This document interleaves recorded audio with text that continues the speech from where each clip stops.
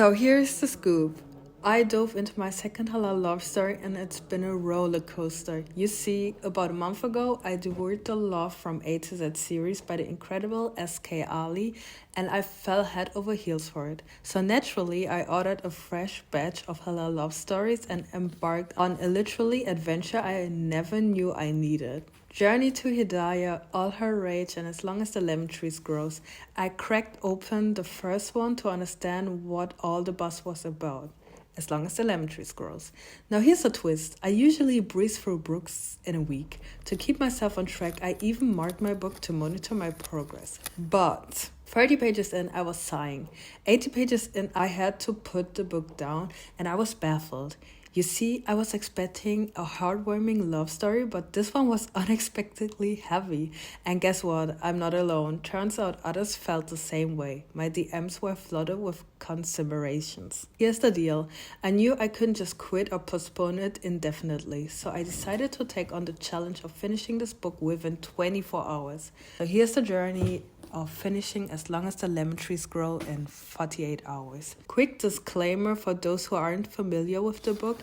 This one tackles some serious hard-hitting themes. Abuse, mental illness, war, survival, death, and the unyielding commitment to one's root.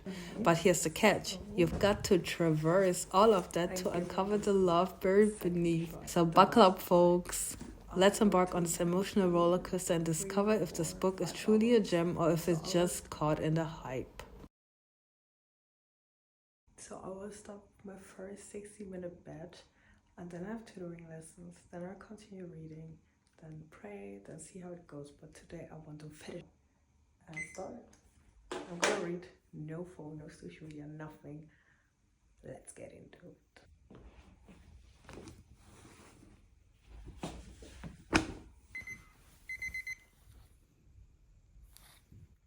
Reading ASMR. Alright, now I have to prep for tutoring lessons. Dang, it's raining hard.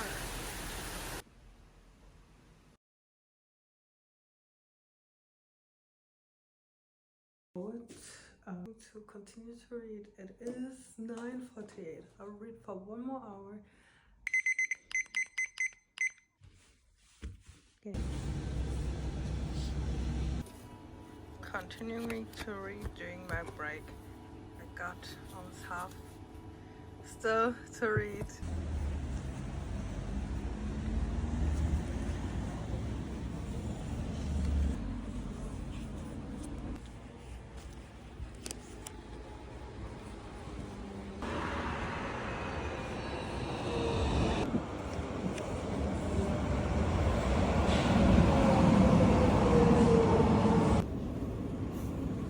Oh my goodness.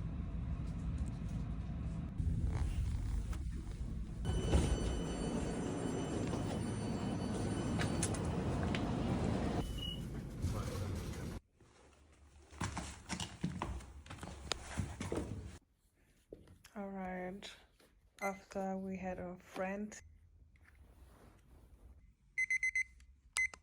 Ich sehe auch immer, was hier ist. Also hier einmal hat sich bewegt.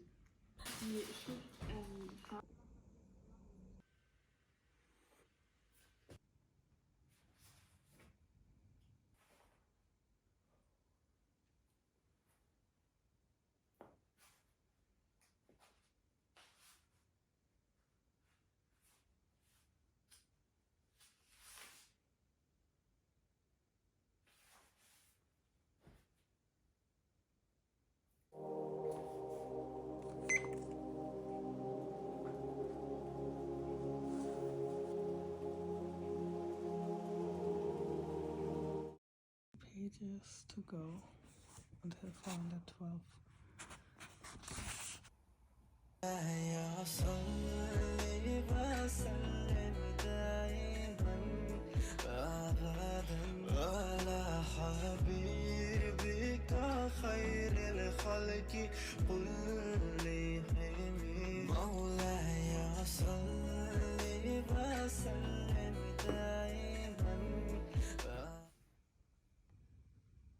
And I'm done now. I read this book. It's so good. Yeah.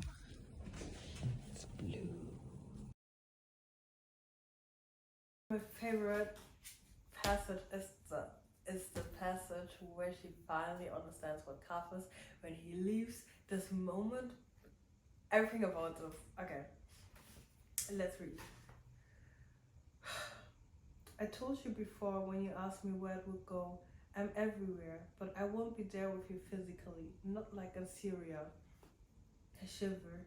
Everywhere? I started tasting word on my tongue. The answer to his existence was there all along. I can see history woven between his irises.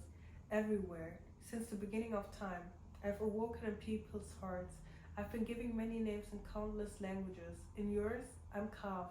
In English, fear. In German, Angst. Humans have listened to my whispers, heeded my counsel, and tasted my power. I'm everywhere, in the breast of a king executed by his people, in the last heartbeats of a soldier bleeding out alone, in the tears of a pregnant girl dying at her doorstep. He smiles sadly. Because you're human, because no matter what you have a heart, no matter what, you have a heart so soft it easily bruises, because you feel. It's not your fault, Kaf continues. Remember what A.M. said, if you're meant to be in Munich, you will be there, even if the whole world is against you, because it's your fate. It wasn't Layla's, it wasn't your parents' or Hamza's either. Fate, a complex word that holds many doors leading to countless pathways in life, all controlled by our action. And so I hold on to my faith, and knowing that both Layla and I went above and beyond to survive. It keeps going. Kaf suddenly stands up, and my heart jumps to see him balance on the railing, whispers away from falling, but his posture is straight, perfectly balanced. You have grown this past year, Salama. I'm rooting for you, you know? You overcome so many struggles, and I'm humbled by them. You might not consider me a friend, but I think of you as one. You're leaving? I asked, my stomach dropping. He laughs and looks at me. He looks so crestfallen. I'm not, I murmur, but all the same, a blanket of melancholy engulfs me. Without Kaf, I would be buried somewhere in Homs, where no one would remember me. Without Layla appearing to me, I wouldn't have found the courage to live for Syria, to fight for my country. He sweeps his hair to the side, his eyes the shade of hydrina petals. I've done my job. I got you on the boat. Whatever happens next is up to you. But no matter what it is, I'm proud of you. He stretches one leg behind him, giving me a small bow. Goodbye, I whisper, and when I blink, he's gone. I stare at the place he vanished from, thinking he might appear again, but he doesn't. I raise my hands, glance at them, searching my soul for any difference, and I find it in the way my heart feels a bit lighter. Something in the air has changed as well, like reality sharpening and settling into place. This passage, you guys, I know there's so many passages that are just like, wow, mind-blowing, plot twist, especially the one with Layla. I had to process this and actually stop reading. But I don't know why this passage really got me with Kaf, him leaving.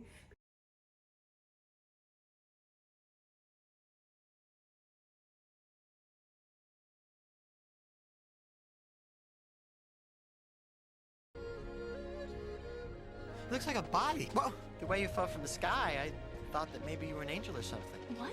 Yeah, I had to catch you. It's Laputa, a floating island. An island that floats in the sky? Yep.